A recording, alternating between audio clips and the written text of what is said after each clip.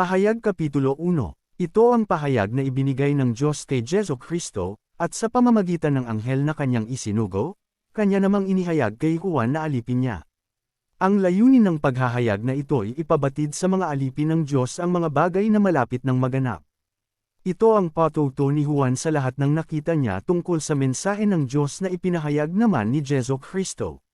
Mapalad ang bumabasa ng aklat na ito, ang mga nakikinig sa propesya nito, at tumutupad sa nasusulat dito. Sapagkat malapit na itong maganap. Pagbati sa 7 iglesia, mula kay Juan, para sa 7 iglesia sa lalawigan ng Asia.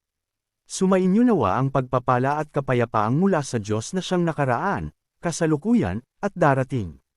Ito'y mula sa 7 espiritong nasa harap ng kanyang trono, at mula kay Jesu-Kristo, ang tapat na saksi, ang panganay na anak, ang unang binuhay mula sa mga patay at pinuno ng mga hari sa lupa. Iniibig niya tayo, at sa pamamagitan ng kanyang dugo ay pinalaya niya tayo sa ating mga kasalanan. Ginawa niya tayong isang lahi ng mga pari na naglilingkod sa kanyang Diyos at Ama. Kay Jesu-Kristo ang kapurihan at kapangyarihan magpakailanman. Amen. Tingnan ninyo, dumarating siyang nasa mga alapaap at makikita siya ng lahat, pati ng mga sumibat sa kanyang tagiliran, tatangis ang lahat ng lipi sa lupa dahil sa kanya. Ganoon nga ang mangyayari. Amen. Ako ang Alpha at ang Omega, sabi ng Panginoong Diyos na makapangyarihan sa lahat, Diyos sa kasalukuyan, sa nakaraan, at siyang darating. Isang pangitain tungkol kay Kristo. Ako'y si Juan, ang inyong kapatid at kasama sa kapigatian at pagtitiis na nararanasan ng mga kabilang sa kanyang kaharian dahil sa pakikipag-isa kay Jesus. Itinapon ako sa isla ng Patmos sapagkat ipinahayag ko ang salita ng Diyos at ang katotohanang inihayag ni Jesus. Noon ay araw ng Panginoon, at habang nasa ilalim ako ng kapangyarihan ng Espiritu Santo, narinig ko mula sa aking likuran ang isang malakas na tinig na parang tunog ng trompeta.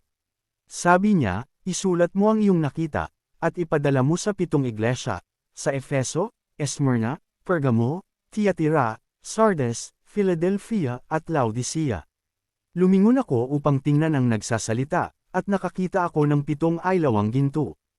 Nakatayo sa gitna ng mga ilawan ang isang parang anak ng tao na nakadamit ng hanggang sakong, at may gintong pamigki sa kanyang dibdib.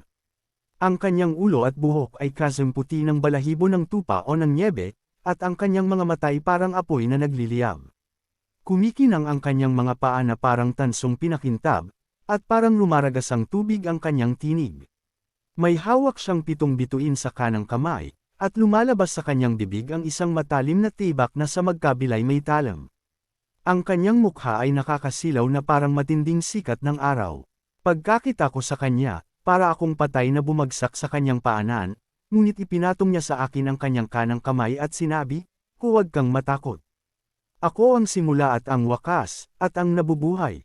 Namatay ako ngunit tingnan mo, ako'y buhay ngayon at mananatiling buhay magpakailanman.